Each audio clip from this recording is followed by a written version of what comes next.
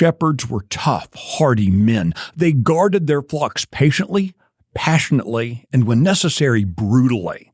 Among the last things a ravenous wolf or a thief would feel when threatening a flock of sheep would be the crushing blow of the shepherd's staff or a rock striking their head. The protection of the flock was of paramount importance.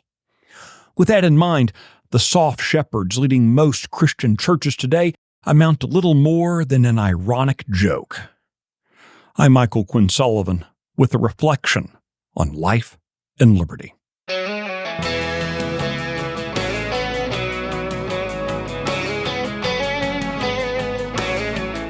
With iced decaf soy lattes filling their Stanley mugs, today's hip pastors seemingly spend their time seeking the applause of the godless elite.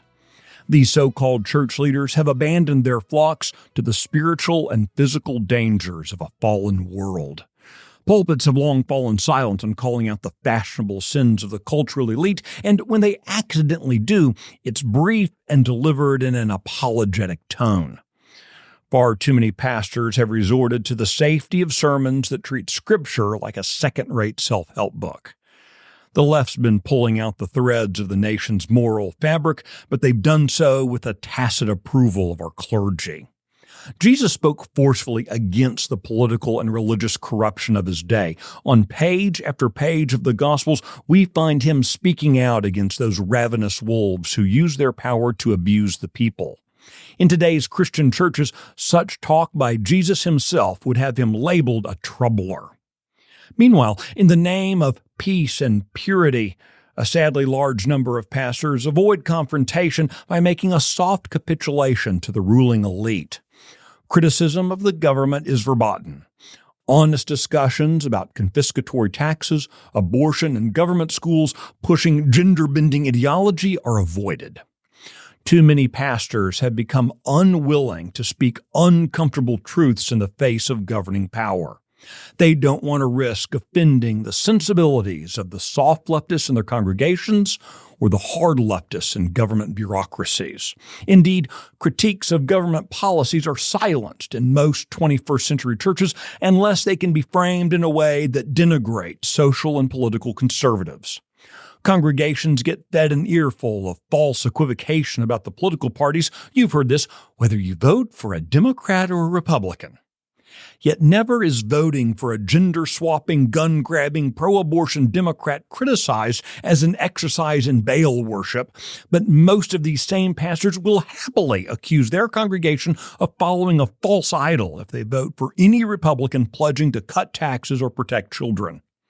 Worse still, too many pastors have been actually ushering their flocks into the arms of thieves and the mouths of wolves. When they aren't discouraging political engagement, they're pimping for government programs.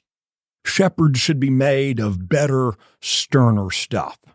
When the Hellenists were kicked from Israel in the 2nd and 1st century BC, it was a country priest and his sons who led the fight.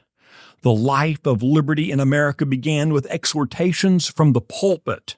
In the American Revolution, pastors stood literally on the front lines, often armed with a musket in one hand and a Bible in the other. If liberty's to die here, that death will have been preceded by whimpers of ecclesiastical acquiescence. We must not allow that to happen. Parishioners must demand unflinching leaders in their churches. Our times demand physical and mental boldness from our pastors, not a spiritualized cowardice. We need the land's pulpits filled with shepherds willing to kill the wolves threatening their flocks. Now, more than ever, our republic needs a muscular church unafraid of earthly powers and principalities. America's legacy as a self-governing people will survive and thrive only to the extent our churches are willing to speak truthfully, even forcefully, to and about secular government.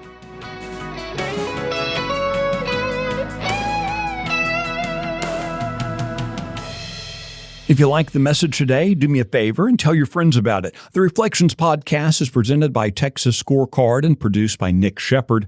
I'm Michael Quinn Sullivan. Thanks for listening.